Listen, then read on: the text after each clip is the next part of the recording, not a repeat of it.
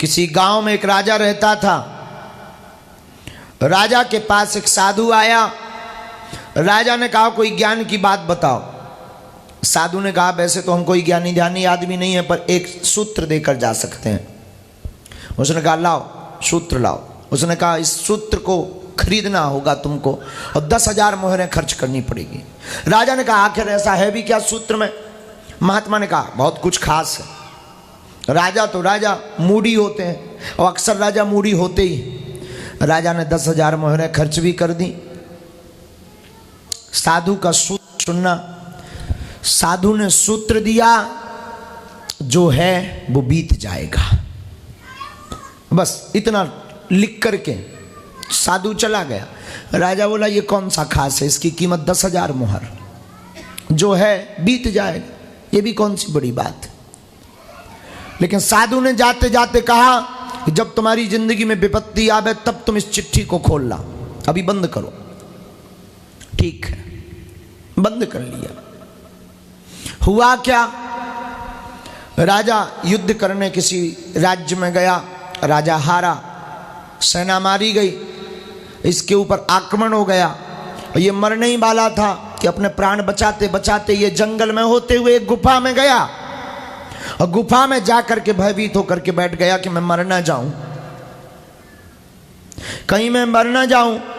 घोड़ों की आवाज टाप टाप टाप टाप करती हुई राजा को घेरने के लिए चली आ रही थी।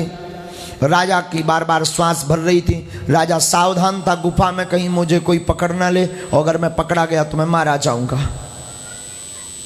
कुछ देर बीता ही था कि वो अंगूठी याद आई जिसमें वो पर्ची रखी हुई थी। राजा ने वो पर्ची निकाली और पर्ची को पढ़ा। उसमें लिखा था जो है वो बीत जाएगा। राजा को थोड़ी संतुष्टि मिली कि कुछ देर में ये बीत जाएगा। थोड़े दरवाजे खुले दिमाग के और अब तो जो घोड़ों की आवाज़ थी, घोड़ों की आवाज़ तो आ रही पर इसे सुनाई नहीं दे रही है, क्योंकि ये उसी में मस्त हो गया कि जो है वो बीत जाएगा। कुछ देर हुआ कि घोड़ों की आवाज़ आनी बंद हो गई। इसे लगा खतरा टल गया। इसने किसी के हाथों गुप्त रूप से खबर भेजी अपनी और सेना को, पड़ोसी राजा मित्रों को कि मेरी सहायता करो। तब तक पूरी सेना आ गई। पड़ोसी राजा भी सेना लेकर के आ गए। युद्ध पुनः छिड़ गया और राजा जीत गया। जो आत्महत्या करने का विचार करने वाला था वो फिर से जीत गया। जीत करके जब वापस आया, लोग स्वागत करने लगे, प्रजा ढोल नगाड़े बजाने लगे और ये एकदम फूला नहीं समा रहा, एकदम प्रसन्न है। इसकी आंखें एकदम चकाचकित हैं और इसकी चेहरे की मुस्कुराहट और हाथ का हिलाना और इसकी अंदर की जो प्रशंसा है वो एकदम ऊंचे लेवल की है। इसे लग रहा मानो अब मेरे सामने कोई नहीं है, मैं दुनिया का शहंशाह बनने जा रहा हूं और मैं हार करके जीत गया, मतलब मुझे हराना नामुमकिन है। इन बातों में भूला ही था कि तब तक अंगूठी की पर्ची फिर याद आई और उसने फिर पढ़ी तो उस पर फिर लिखा था जो है वो बीत जाएगा। और इसके दिमाग के ताले खुल गए। कुछ देर तक इसे दुनिया की प्रत्येक संकट नामुमकिन लग रहे थे और इसे लगा कि मैं ये क्या बुद्धूपन की काम की बातें कर रहा हूँ, मन ही मन मैं ये क्या हाथ हिला रहा हूँ। कुछ देर पहले मैं मरने की सोच रहा था, अब जीत गया तो मैं इतना गम में भूल गया, इतना मस्ती में भूल गया कि ये भूल ही गया कि ये भी बीत जाएगा।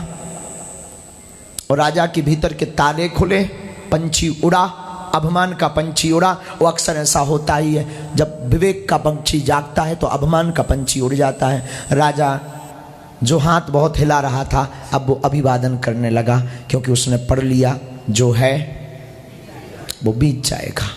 और मेरे पागलों, तुम्हारी जिंदगी में भी जो तुम बैठे हो, अगर तुम दुख लेकर बैठे हो, संकट लेकर बैठे हो, विपत्ति लेकर बैठे हो, तो तुमको भी हम कहते हैं जो है वो बीत जाएगा।